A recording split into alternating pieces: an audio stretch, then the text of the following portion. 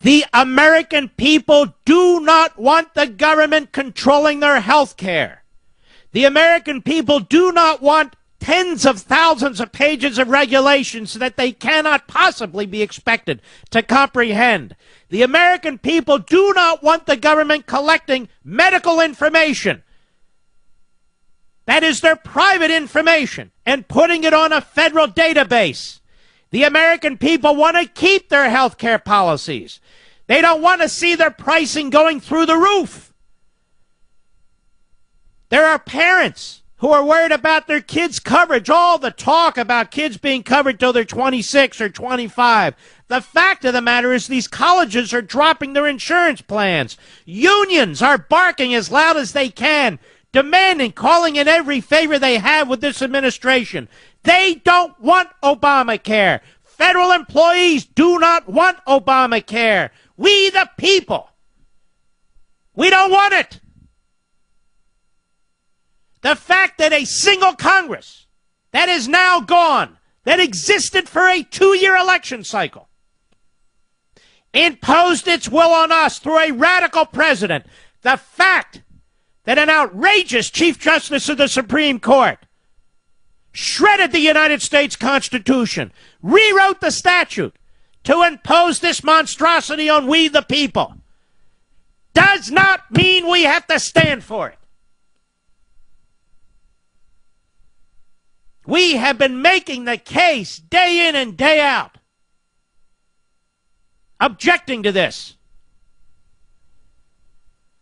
It's bad enough that the federal government, using the Internal Revenue Service to muscle, to bully, to smother, to impose.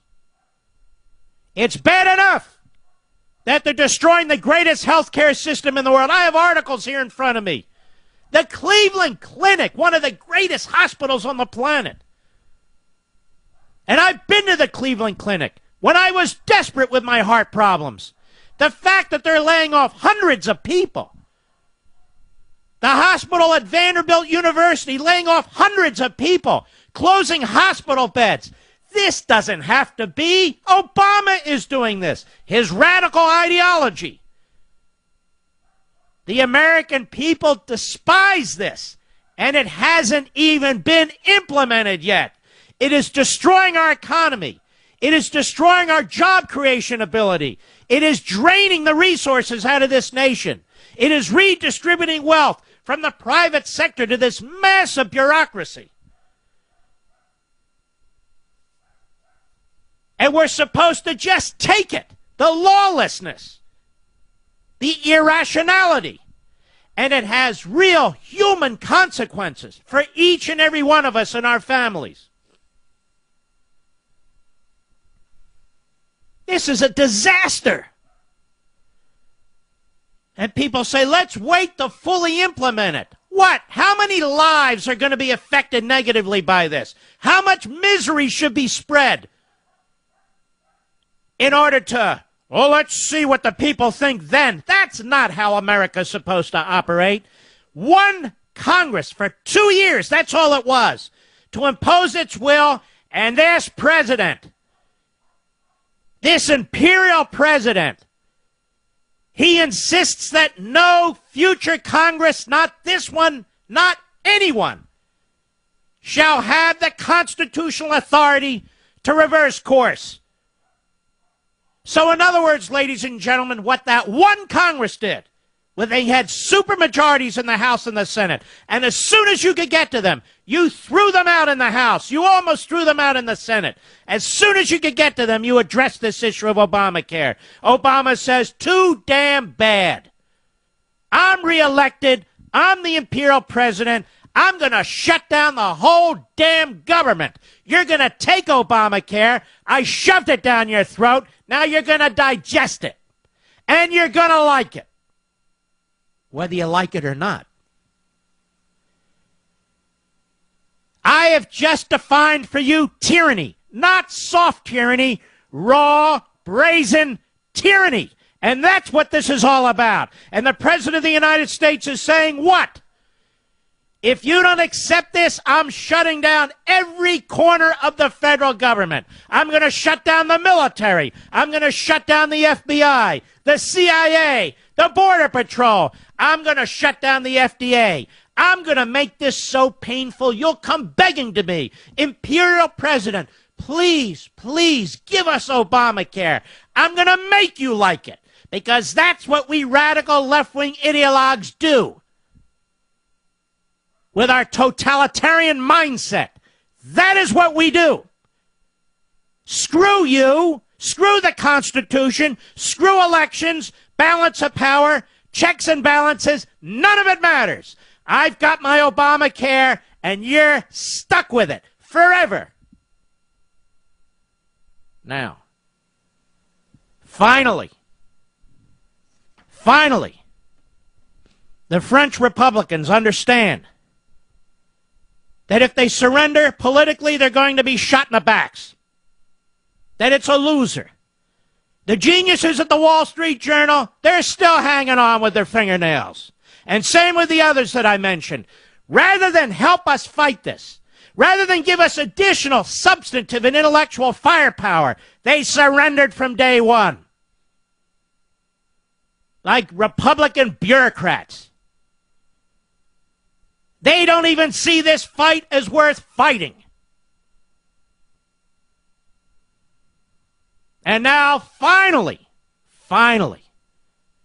the so-called Republican leadership in the House, not on their own, but forced by you, forced by the remaining conservatives in the House. Yes, the Tea Party conservatives, God bless you, and thank you, forced to take the only responsible and sane action they should have taken from day one. All this precious time wasted with this internecine fighting, all this precious time where they could have gone to the American people and made the case day in and day out. Rather than uniting with us from day one, squirming, conniving, looking for a way out. Finally, they have no way out because they can't produce the votes for surrender. Finally, they get it. Now, I don't completely trust them. It's one thing to propose. It's one thing to vote. But you got to follow through.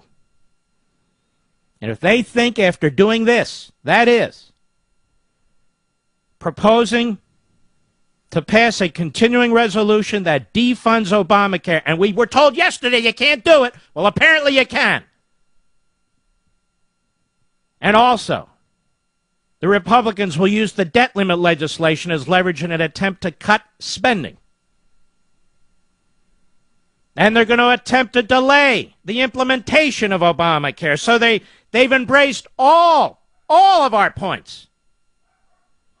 If they think that they're just going to plop this stuff on the table, vote and walk away with it, rather than fight it and promote it and push it and go to the American people, they're not fooling us. Now, what are they going to do in the Senate on the Republican side? Now that the House so-called leadership, leading from behind, I hate that phrase, but there you go. Now that they have finally figured out that there's only one way out, what are they going to do in the Senate?